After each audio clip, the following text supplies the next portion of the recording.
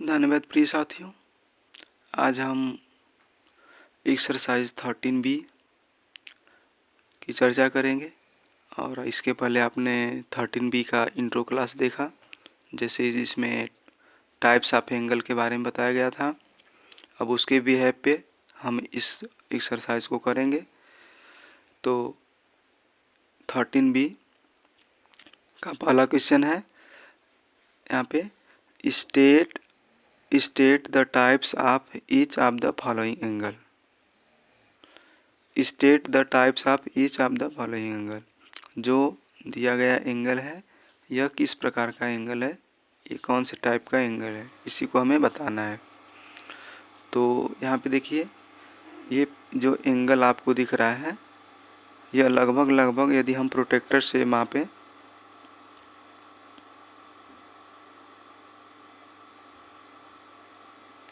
इसको हम प्रोटेक्टर से मापेंगे या ऐसे भी देखेंगे तो यह जो कोण है वह 90 डिग्री से ज़्यादा बन रहा है।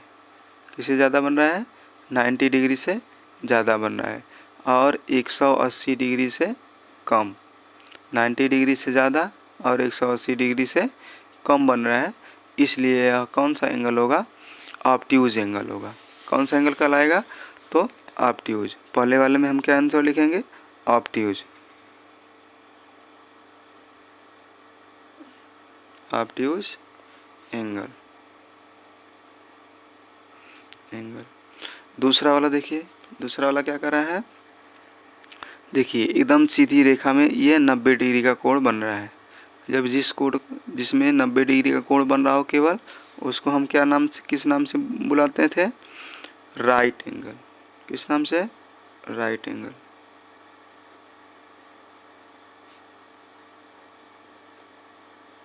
राइट एंगल के नाम से जानते हैं। तीसरा है, ये देखिए आपका एक स्ट्रेट लाइन में बन रहा है। स्ट्रेट लाइन में 180 डिग्री का कोण कंप्लीट कर रहा है। तो 180 डिग्री को हम किस नाम से जानते हैं? Straight angle. किस नाम से? Straight angle. थर्ड नंबर में आपका है स्ट्रेट एंगल।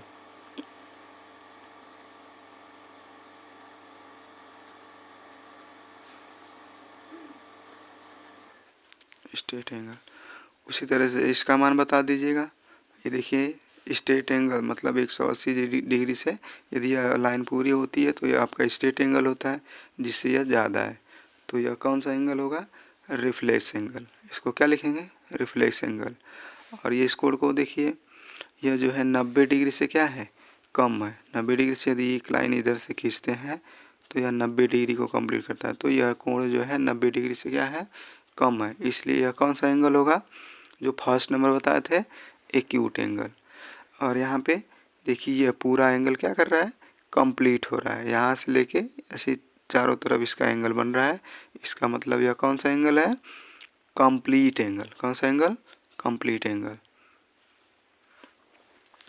अब आपका दूसरा क्वेश्चन है, classify the angles whose magnitudes are given below. Classify the angles. अब इसमें कह रहा है कि यह जो कोण है वह उसको बताना है कि यह किस में आएगा ना, किस एंगल, किस टाइप के एंगल में आएगा। जैसे यहाँ पे 30 डिग्री है। 30 डिग्री का मतलब क्या होता है? यदि यह 30 डिग्री है तो यह 90 डिग्री से कम है और 0 डिग्री से ज़्यादा है। तो किस एंगल में आएगा? एक्यूट एंगल में आएगा। 30 90 से कम और 0 से ज़्यादा, यह एक्यूट एंगल कहलाएगा। तो इसमें हम इसका क्या लिखेंगे आंसर? एक्यूट एंगल लिखेंगे। यह 91 डिग्री है। देखिए अब यह 90 से क्या हो गया? ज़्यादा हो गया। 90 से ज़्यादा है और 180 से कम है। तो यह कौन सा एंगल कहलाएगा? यह ऑब्ट्यूज एंगल कहलाएगा। कौन सा एंगल कहलाएगा? ऑब्ट्यूज एंगल कहलाएगा। उसी तरह से ये देखिए 179 का मतलब यह 180 से क्या है? कम है। जैसे अभी हमने पीछे पढ़ा है ना कि 90 से ज़्यादा, यानी वह 91 से लेके 179 तक हो तो वह कौन सा एंगल कहलाएगा? ऑब्ट्यूज एंगल कहलाएगा। तो ये भी ऑब्ट्यूज एंगल के अंदर में आता है। और ये ठीक 90 डिग्री का है। तो 90 डिग्री का आपने पढ़ा ही है कि 90 डिग्री का कौन सा एंगल होता है? राइट एंगल होता है। अब ये फिफ्थ नंबर है 181।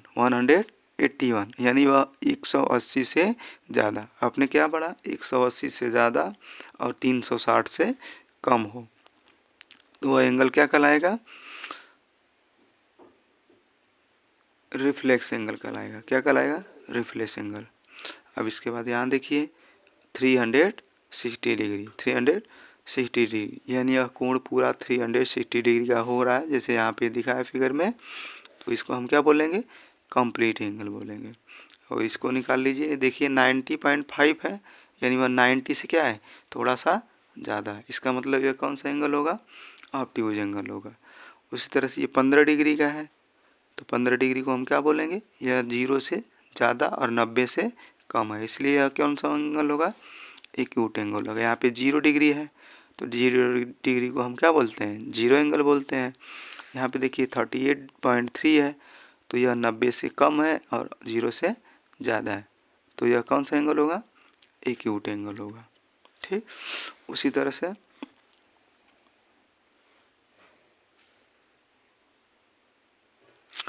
थर्ड नंबर देखिए, how many degree are there in. ये पूछ रहा है हाउ मेनी डिग्री, यानी कितने डिग्री का कोण इसमें बनेगा। वन राइट एंगल, मानी एक राइट एंगल रहेगा। तो यहाँ पे केवल एक ही राइट एंगल की बात कर रहा है। जैसे हमने यहाँ पे एक राइट एंगल बना दिया, ये राइट एंगल, तो पूछ रहा है कि इस राइट एंगल में कितने डिग्री का कोण बनेगा। तो एक राइट एंगल में केवल 90 डिग्री का कोण बनेगा ना, केवल एक ही राइट एंगल का बात कर रहा है। तो आंसर में हम क्या लिखेंगे? इसके फर्स्ट नंबर में 90 डिग्री। कितना लिखेंगे? 90 डिग्री का कोण बन रहा है। अब इसके बाद क्या है आपका? सेकेंड नंबर है टू राइट एंगल, यानी इसी प्रकार से दो राइट एंगल हो जाएंगे। कितने राइट एंगल? दो राइट है। इसी राइट एंगल को एक और राइट एंगल इधर भी बन जाएगा। तो ये राइट एंगल, ये राइट एंगल, ये राइट एंगल दोनों मिलके 90 और ये 90 प्लस 90 कितने डिग्री का कोण बनाएंगे? 180 डिग्री का। तो यहाँ पे सेकेंड नंबर में हम क्या लिखेंगे? 180 डिग्री। ठीक, अब इसके बाद कह रहा है तीसरा नंबर थ्री राइट एंगल। अब यही थ्री राइट एंगल, यानी राइट एंगल कितने डिग्री का होता है? राइट एंगल आपका 90 डिग्री का होता है। तो 90 इंटू 3 इक्वल टू 9 3 जा 27 डिग्री। कितना होगा? 9 3 जा 27 डिग्री का कोण बनेगा। इसके बाद है fourth number four right angle. Four right angle, अब चार राइट एंगल बनेंगे तो एक राइट एंगल तो 90 डिग्री का है, तो फोर राइट एंगल कितने का हो गया? 36 डिग्री का। कितने का हो गया? 36 डिग्री का। इसका मतलब यह एक, अगर चार राइट एंगल बन जाएंगे तो किस एंगल को इंडिकेट करेंगे? कंप्लीट एंगल को, क्योंकि कंप्लीट एंगल ही होता है 360 डिग्री का। इसके बाद है ये वाला 2/3 राइट एंगल। 2/3 राइट एंगल, जो राइट एंगल है वह 90 डिग्री का होता है। यहाँ देखिए आपका राइट एंगल जो 90 डिग्री का होता है उसका 2/3 होता है। 2/3 की बात कर रहा है, तो 3 से हम 9 को काट देंगे। 3 3 जा 9, 3 2 जा 60, यानी कितने डिग्री का कोण हो जाएगा? 60 डिग्री का। यानी राइट एंगल का 2/3 पार्ट्स कितना होगा? 60 डिग्री होगा। उसी तरह से ये भी है राइट एंगल, तो ये आपका मिक्स फ्रैक्शन में दिया है, तो इसको हम फ्रैक्शन में चेंज कर देंगे। तो 2 1 जा 2 और 1 3/2, तो 3/2 इंटू राइट एंगल दिया है, तो राइट एंगल का मल्टीप्लाई 2 से काट देंगे, यह 45 बार में कटेगा। तो इसका मल्टीप्लाई कर दीजिए 135 डिग्री, तो इसका आंसर कितना हो जाएगा? 135 डिग्री हो जाएगा। धन्यवाद।